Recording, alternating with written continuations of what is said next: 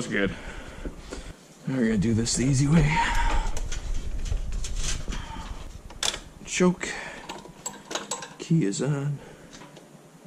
Fuel's on.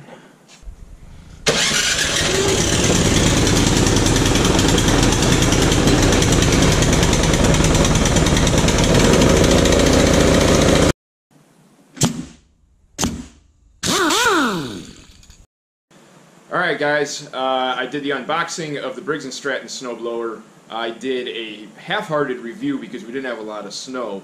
I've got a lot of views on those. Now this is kind of a part 3. This is a 1-year review. I've had the opportunity of fighting through about 12 inches of snow outside. It's cold out. I'm tired. Check it out and then I'll tell you my thoughts.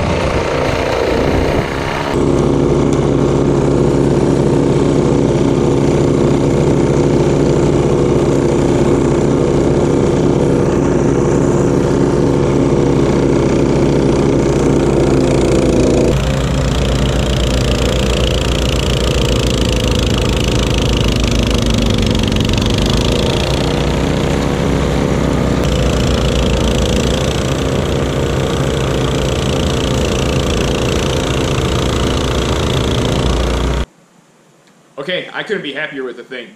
I think it was $600, whatever it was, I don't know, it was a year ago. I'm old, I can't remember what I did last week. Anyway, you can see in some of the footage that where the snow was piled up from where I had already been snow blowing it, the thing was basically filling up the whole front and just kind of walking it along in the first gear, had no problem pushing it. If you made half passes with it, there's absolutely no problem moving that snow. I'm totally thrilled with it. Some people in the other videos were saying that they weren't happy with it. Somebody did also say that they remedied the situation. The cable that pulls to engage the drive was loose, so he wasn't getting the full engagement of that. Fixed that, and he liked it. I didn't have that problem with mine. Everything seemed to be lined up when I got it. But finally was presented with the opportunity to push it through some actual snow, which we don't always get around here. And I'm really happy about it.